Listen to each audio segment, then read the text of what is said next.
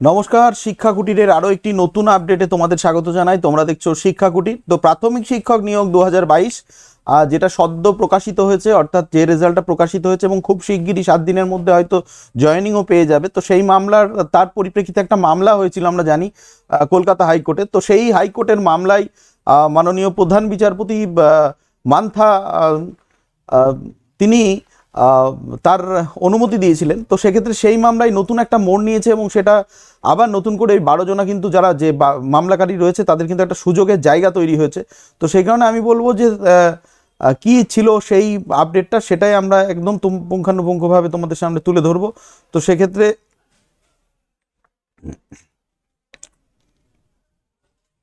যে প্রথমেই যে প্রাইমারি টিচার রিক্রুটমেন্ট 9533 জনের প্যানেল বদলানো যাবে না, 12 জনের মামলা নিয়ে জানালো কলকাতা হাইকোর্ট। তাহলে কলকাতা হাইকোর্ট কি জানালো না, 9533 জনের প্যানেল কিন্তু কোনোভাবেই বদলানো যাবে না। প্রয়োজনে এই 12 জনের যদি মেরিট বেশি থাকে তাহলে পরে নতুন করে নেওয়ার সুযোগ করে দিতে হবে। এবং পরবর্তীতে যে তারপরে কি হচ্ছে, প্রাইমারি টিচার রিক্রুটমেন্ট 2022 সালের প্রাথমিক নিয়োগ প্রক্রিয়ার ওপর থেকে নিষেধাজ্ঞা তুলে নিয়েছে সুপ্রিম কোর্ট। সুপ্রিম কোর্টে বলা হয়েছে রাজ্য প্রাথমিক শিক্ষক নিয়োগ প্রক্রিয়া চালিয়ে যেতে পারে।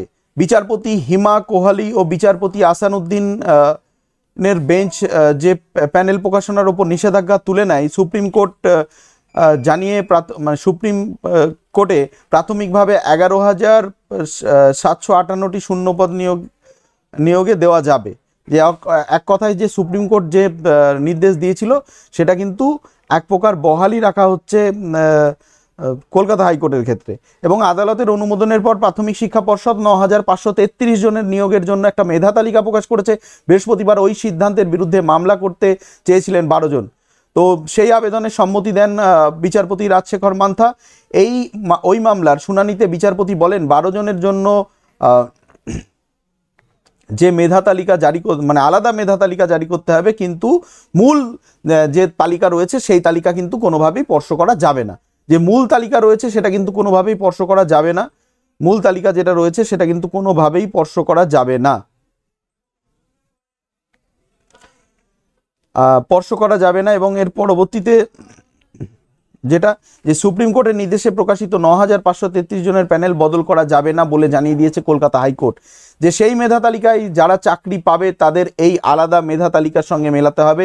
যদি দেখা যায় ওই 12 জনের সেই প্যানেলের অন্তর্ভুক্ত প্রার্থীদের চেয়ে বেশি, অর্থাৎ মেরিট বেশি, তাহলে এবং যেহেতু তাদের বিএড এবং ডিএলএড দুটো ডিগ্রি রয়েছে, তো বিচারপতি মান্থা জানান যে এই 9553 সঙ্গে 533-এর সঙ্গে তুলনা করার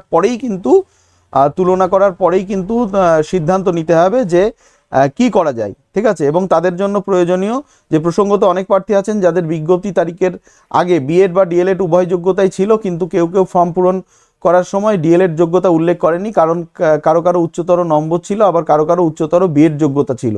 এই ধরনের চাকরি প্রার্থীরা বিচারপতি রাজশেখর মান্থার বেঞ্চে একটি মামলা করেছেন বলে বিষয়টি বিজ্ঞপ্তির সময় থাকলে তাদের নাম প্যানেলে থাকতো।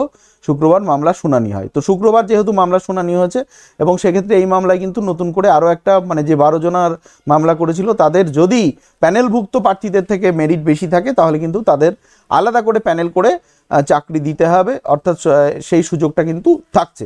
তো সেক্ষেত্রে যাই হোক, সঙ্গে থাকো, পাশে থাকো, শিক্ষা কুটিরের ভালো থেকো।